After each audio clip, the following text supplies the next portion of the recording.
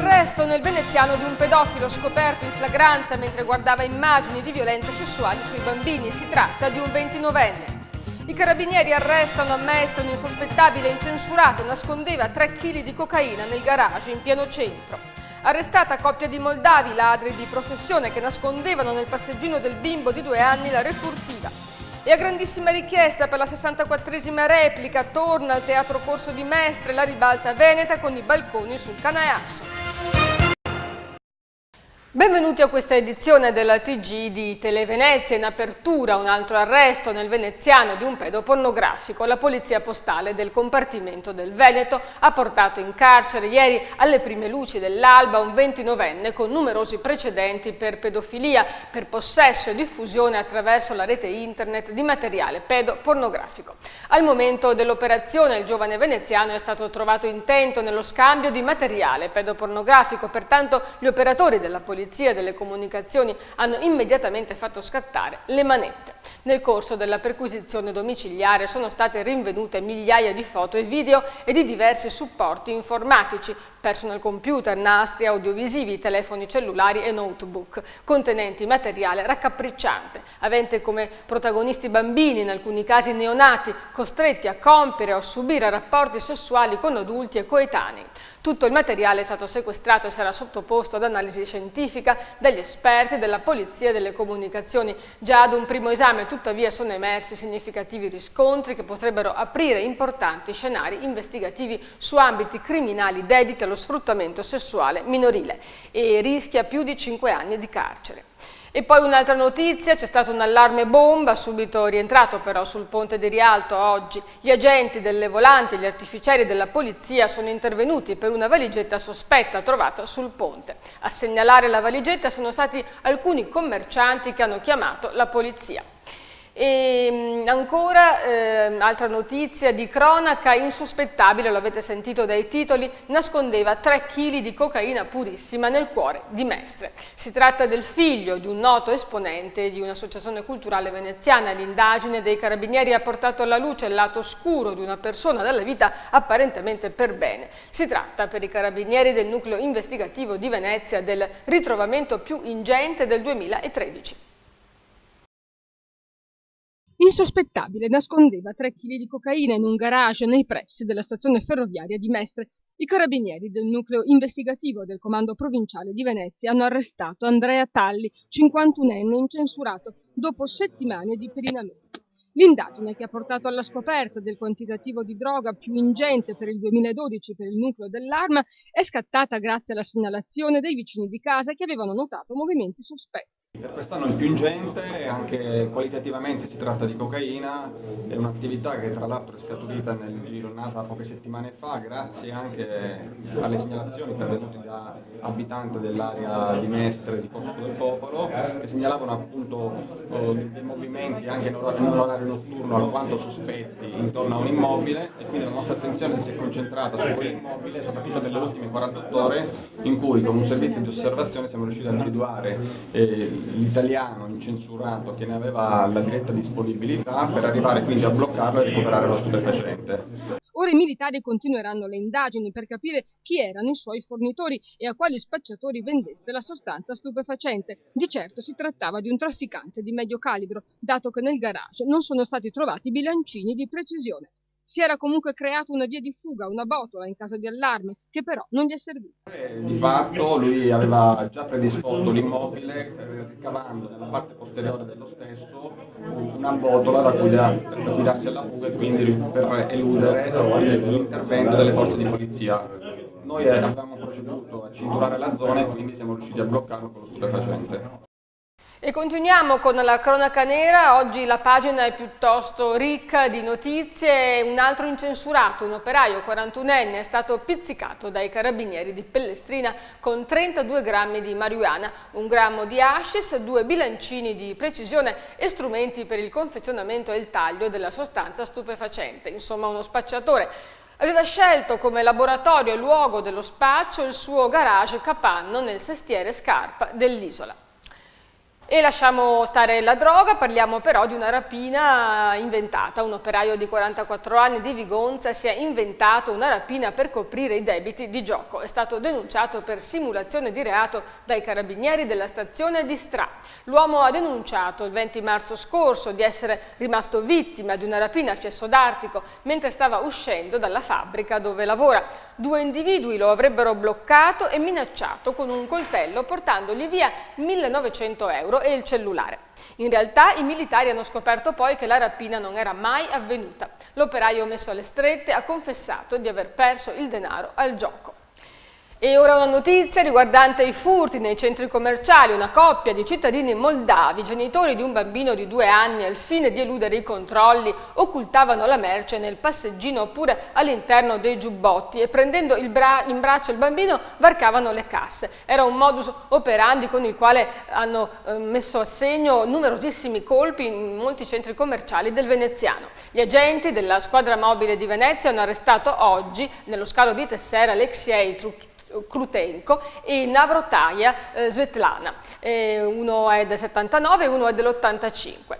Quest'ultima però rimarrà ai domiciliari proprio perché c'è il bambino piccolo di 2 anni a cui accudire. I due sono riusciti a perpetrare numerosi furti asportando la merce nonostante fosse protetta da dispositivi anti-taccheggio, perché erano dotati di una valigia, di una borsa schermata con all'interno una struttura in alluminio. E nella loro abitazione poi sono stati trovati una settantina di capi di abbigliamento per un valore complessivo di migliaia di euro, poi materiale elettronico, una macchina fotografica e molte placche anti-taccheggio. Gli accertamenti svolti sui beni in sequestro ne hanno accertato la provenienza furtiva. E ora cambiamo argomento e parliamo dell'inchiesta Mantovani. Ogni giorno esce una notizia nuova, spuntano ancora altri 2 milioni di euro di fondi neri nell'inchiesta Mantovani. Il sistema Baita sembra il cilindro di un prestigiatore. Spuntano altri 2 milioni di euro che potrebbero essere diventati fondi neri e poi tangenti nell'inchiesta sulla Mantovani. A riceverli dalla società quando Piergiorgio Baita era presidente, la rivista online Il Punto tra il 2011 e il 2012. La Guardia di Finanza di Venezia ha scoperto le fatture in questi giorni tra la documentazione sequestrata all'azienda e si sta chiedendo perché una società importante come la Mantovani finanziasse una rivista poco conosciuta e con pochi lettori.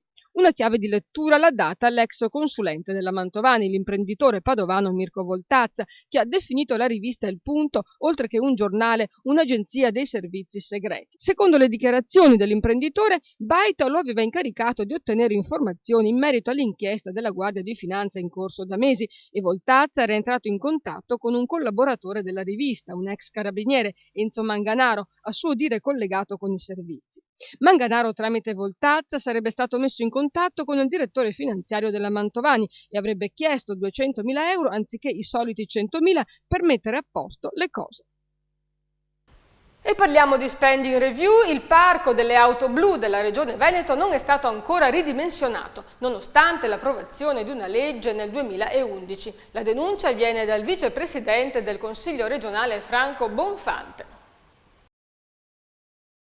Ricordate la legge sulla riduzione delle auto blu in Regione Veneto approvata nel 2011? Ebbene, è ancora inapplicata. La prima commissione del Consiglio regionale è ancora in attesa dei dati utili per fare il censimento del parco auto della Regione Veneto e decidere di conseguenza dove tagliare. A denunciarlo è Franco Bonfante, vicepresidente del Consiglio regionale del Veneto ed esponente del PD, promotore della legge sulla riduzione dei costi delle auto blu. A dire il vero, le società che fanno parte della galassia della Regione Veneto hanno comunicato la quantità di mezzi in loro possesso, ma non hanno specificato se si tratta di Panda o di Audi 6, e dunque gli elenchi sono stati rispediti al mittente. Ci sono alcune società che non contano su auto di servizio, ma alcune sono nel mirino dell'assessore al bilancio Ciambetti, come la Sistemi Territoriali, che detiene 5 auto di servizio, 6 a noleggio a lungo termine e ben 15 autovetture in comodato d'uso di proprietà dell'amministrazione regionale veneta. Bonfante ha dichiarato che non era al corrente dell'esistenza di auto di proprietà della regione Veneto in comodato. C'è poi Veneto Acque, che è dotata di 5 auto di servizio a disposizione del personale apicale e dunque non si tratterebbe forse di Panda. E infine Veneto Strade, che conta su 7 auto di servizio.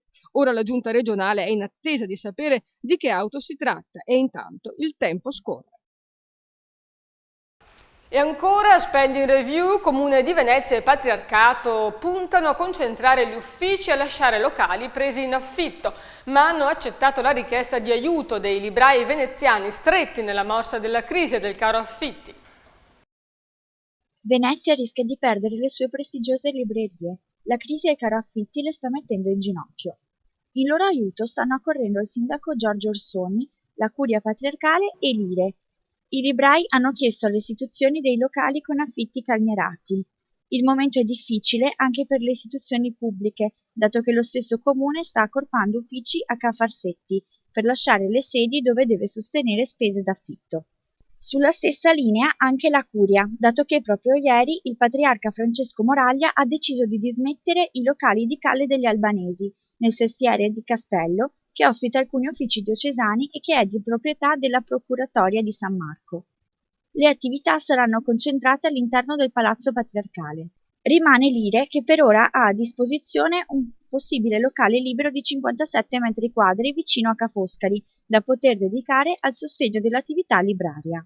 Monsignor Pistolato, delegato del Patriarca per le attività economiche, esprime l'interessamento della curia al problema, coinvolta con la propria libreria, la Studium a San Marco, anch'essa vittima del caro affitti. E ora il consiglio del Movimento Consumatori Adico per predicare un po' di spending review sull'acquisto delle uova pasquali. Meglio, dice l'Adico, attendere il sabato. I prezzi sono in discesa e il giorno di Pasqua poi precipiteranno. Si tratta di un prodotto dove c'è molto valore aggiunto. Costano in media 40 euro al chilo, ma in realtà il cacao costa soltanto 12 euro al chilo, lo zucchero 1 euro e il latte un altro euro e mezzo. In un uovo di Pasqua, insomma, il 90% del prezzo è dato dalla confezione, dalla sorpresa, dalle tasse e infine, ultimo ma non ultimo, il valore per valore, il guadagno. E cambiamo argomento, parliamo dell'area metropolitana. A Jesolo, nonostante la crisi, torna Miss Italia e le selezioni inizieranno a giorni. Anche quest'anno Jesolo ospiterà la finale di Miss Italia Veneto. Le selezioni inizieranno proprio in questi giorni e si concluderanno in agosto, pochi giorni prima della grande finalissima che si terrà il 16 agosto nell'arena di Piazza Aurora. Moltissime le ragazze venete tra i 17 e i 26 anni che nei prossimi mesi arriveranno a Jesolo per partecipare alle eliminatorie tra sorrisi e costumi da bagno. Le giovani selezionate accederanno alla finale e la vincitrice volerà direttamente sulla passerella di Salsomaggiore. Nonostante la delusione degli scorsi anni in cui la città e la giunta dell'ex sindaco Francesco Calzavara avevano inutilmente lottato per spostare il concorso nazionale dalla città romagnola al centro di Jesolo Lido, continua la collaborazione tra Miss Italia e il comune jesolano, che rimane la tappa unica del concorso a livello regionale. L'assessore al turismo Daniela Donadello e l'agente del concorso per il nord-est Dario Di Viacchi hanno già siglato l'accordo e per il 12° anno consecutivo le bellezze venete si sfideranno in Piazza Aurora. La prima finalissima regionale tenutasi a Jesolo nel lontano 2002 portò fortuna alla regione, infatti a Salsomaggiore fu incoronata Miss Italia la veneta Eleonora Pedron. Da quell'anno Jesolo Lido si è sempre riconfermata tappa prescelta per le selezioni e l'incoronazione della più bella ragazza veneta. Rimanete con noi.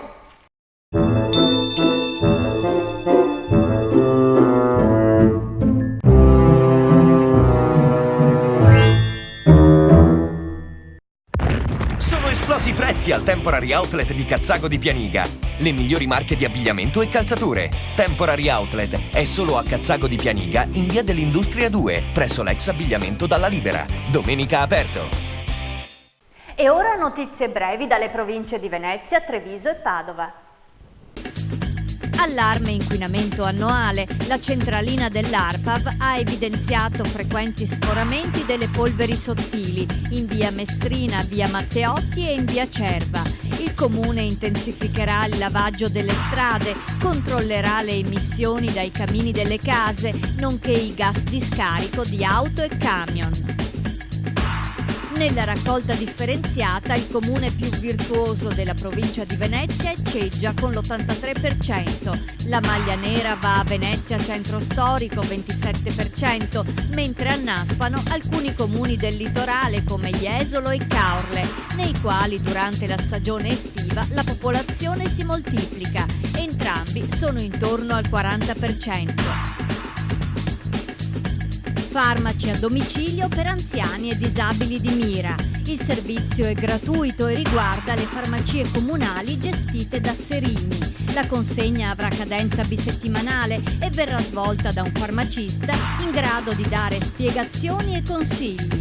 Mira è uno dei primi comuni della provincia a fornire questo tipo di servizio.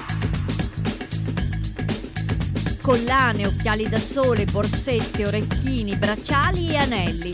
La Guardia di Finanza di Treviso ha sequestrato oltre 5.000 prodotti di provenienza extracomunitaria in quanto ritenuti non sicuri. Si tratta di accessori di moda venduti in numerosi negozi della zona di Conegliano. Basta minorenni con creste e pantaloni a vita bassa, ubriachi in discoteca. La direzione del noto locale di Monastier Casa di Caccia informa online di limitare l'ingresso ai soli maggiorenni e alle persone curate nell'aspetto, una stretta dovuta a recenti tafferugli causati da scalmanati baby bulli. L'ex teatro di Sant'Artemio diventa banco alimentare per aiutare le famiglie più povere. L'iniziativa è dell'associazione Aiutateci Onlus, che ha chiesto alla provincia l'ospitalità per il progetto. Il banco alimentare sarà attivo dal 7 aprile ed è l'unico centro di questo tipo aperto a Treviso. Torna Run for Children a Padova. In Prato della Valle il prossimo 1 giugno si correrà per entrare ancora nel Guinness dei primati. La staffetta sarà dedicata a Pietro Mennea e avrà l'obiettivo di portare il maggior numero di persone a correre i 100 metri in 12 ore consecutive. Lo scorso anno furono raggiunti i 2.209 partecipanti. La stagione dei concorsi di bellezza si è aperta con la proclamazione di Miss Primavera Nord-Est a Piombino Dese. A vincere il titolo è stata Anna Sorato, sedicenne di Borgoricco. L'elezione è avvenuta durante la sagra di San Giuseppe. Sul podio anche Elisa Fantinato di Campo San Piero e Beatrice Trabuio di Maerni. Sono su YouTube gli auguri di Pasqua del vescovo di Padova Antonio Mattiazzo. La parola Pasqua significa passaggio, spiega il prelato. Passaggio dall'inverno alla primavera, ma soprattutto dalla morte alla vita, dalla tristezza alla gioia. E io questo vi auguro, di avere sempre la gioia nel cuore. Ecco, buona Pasqua a tutti. E ora la pagina degli spettacoli. Il Teatro Comico Veneziano sarà protagonista del prossimo spettacolo in cartellone al Teatro Corso di Mestre. Carlo Vianello e la sua Ribalta Veneta proporranno un'esilarante versione dei balconi sul Canaiasso. Vediamo.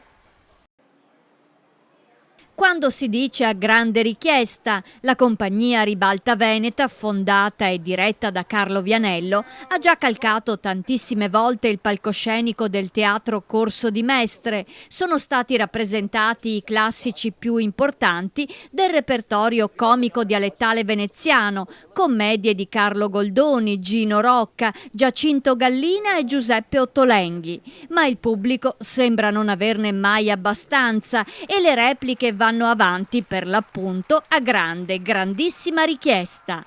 La prossima data in cartellone è giovedì 4 aprile con i balconi sul Canaiasso. 3 atti di Alfredo Testoni, pieni zeppi di situazioni, battute e dialoghi divertentissimi. Caro signor Dionisio!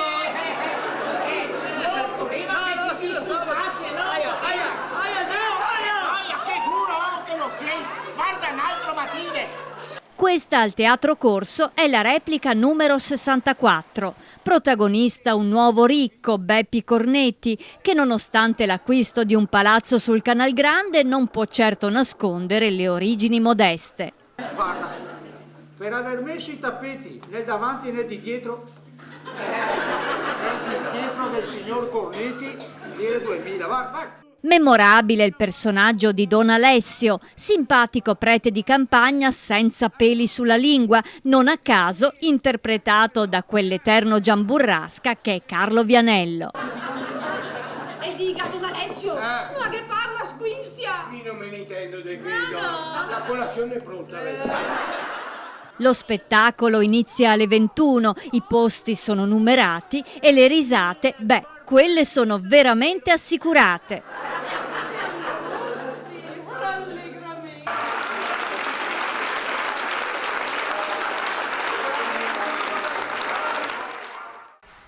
E ora il collegamento con la redazione del Gazzettino di Venezia. Sentiamo qual è la notizia che hanno scelto di approfondire e che troveremo domani sul quotidiano. C'è Davide Scalzotto al telefono. Ciao Davide, allora cosa bolle in pentola? Buonasera, stiamo lavorando su una notizia che è arrivata su da poco, un arresto nel veneziano di un giovane, un 29enne, per pedopornografia, un'operazione della polizia postale che ha portato appunto all'arresto di questo ragazzo, un operaio, e diciamo che potrebbe essere anche la stura un'operazione ben più ampia, perché è un'inchiesta che parte da Catania ed è arrivata a Venezia. Diciamo che la cosa è particolarmente particolarmente forte, perché a casa di questo ragazzo hanno trovato materiale abbastanza crudo, insomma, che riguardava ragazzini anche in tenerissima età, e quindi diciamo un po' questa è la vicenda e quel momento. Ovviamente ci stiamo lavorando e recupereremo nuovi sviluppi più avanti nel corso della giornata. Dobbiamo ringraziare l'esistenza di internet, che ha portato un po' alla luce queste persone che altrimenti sarebbero rimaste nell'ombra, no? Beh, certo, indubbiamente. Da una parte internet diffonde, cioè internet ha il potere di potenziare, di aumentare, di moltiplicare tutto quello che avviene.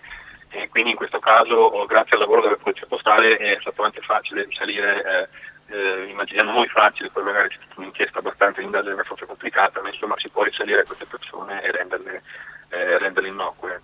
Grazie Davide Scalzotto, ti aspettiamo domani per lo Zoom del Gazzettino. Intanto parliamo del tempo che ci riserverà questo fine settimana di Pasqua. Ci aspetta un triduo a tratti piovoso e il maltempo non ci abbandonerà tanto presto. Anche aprile inizierà all'insegna delle perturbazioni. Sono queste in sintesi le previsioni dei meteorologi, che prevedono soltanto Pasquetta un po' più serena. Secondo gli esperti stiamo attraversando una primavera che ancora non c'è. Ci troviamo in una situazione ancora tipicamente invernale, non solo in Europa ma anche negli Stati Uniti d'America. La copertura nevosa sull'emisfero nord è piuttosto estesa, dicono i meteorologi, e per certi versi anomala, per essere la fine di marzo. L'atmosfera ha tanta energia da smaltire e prima che la primavera faccia il suo trionfale ingresso bisognerà attendere la seconda decade di aprile. In Europa sembra che il tempo si sia fermato a fine gennaio. E ora sentiamo nel dettaglio le previsioni.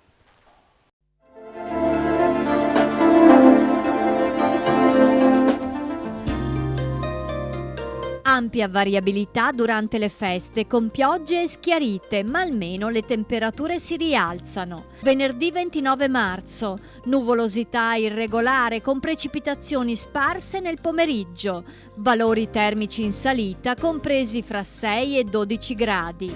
Sabato 30 marzo, parzialmente soleggiato con nubi all'orizzonte, temperature in ulteriore aumento. Domenica 31 marzo, pioggia intensa anche a carattere di rovescio, minime in salita, massime in diminuzione. Lunedì 1 aprile, nubi sparse, possibile qualche rovescio, livelli termici oscillanti fra 5 e 11 gradi. La marea di venerdì 29 marzo è sostenuta, la massima alle 11:40 80 cm, la minima alle 5:50 10 cm. Siamo al termine del nostro notiziario, vi ricordiamo come sempre che siamo anche sul canale 19 e che Televenezia premia chi si dà da fare, chi si inventa un lavoro nuovo, chi ha iniziato una nuova attività. Per farsi conoscere inviate una mail a marketing@televenezia.it o chiamate lo 041 93 15 14. Televenezia sorteggerà un vincitore che riceverà un premio in comunicazione del valore di 1.000 euro. Bene, con questo è tutto. Grazie per averci seguiti, per averci scelti. Buon proseguimento, buona serata, ci rivediamo domani.